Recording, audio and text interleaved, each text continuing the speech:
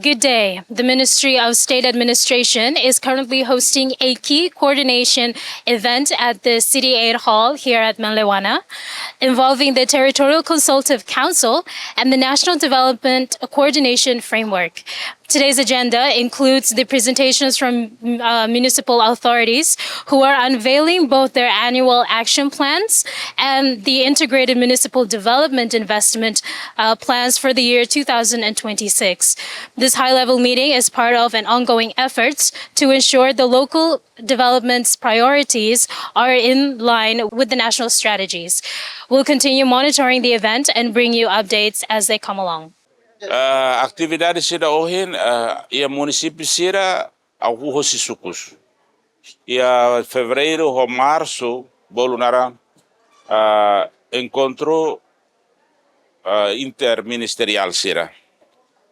Sorumutuk integrado ia sukus atuhetan programa investimento ia 2026. Então fevereiro ou março ia município sukus suposto abril ia município será. As conferências tem que halona antes de 30 de abril.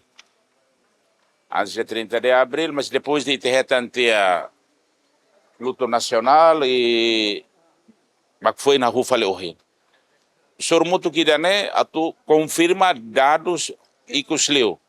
Plano de ação anual, plano orçamento PMDS, plano orçamento PDIM, o plano orçamento para fundo de infraestrutura.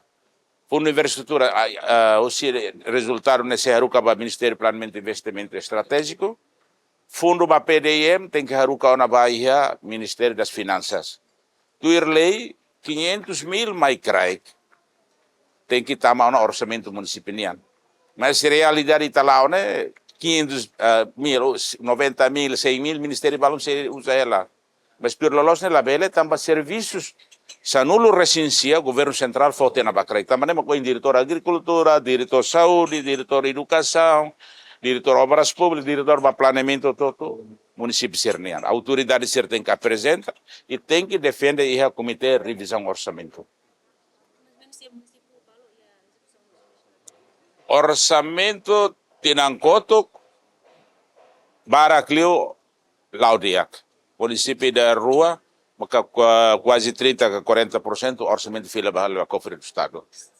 Mas tinha nidane, segundo trimestre, Baraclio, mais de 40%. Se fundos de infraestrutura será, maca, sei ia processo ela. Liliu ba PMDS, nebese ia 490 tal sucos, o programa PDN, mas tinha nela de Barak, e tinha hoje, maca, se sugere para o comitê de revisão orçamento até a consideração, também tinha nela Udam Barak, Estragos Barak, precisa de a total orçamento do município. With today's discussion laying the groundwork for 2026, all eyes now turn to how these plans will be implemented on the ground.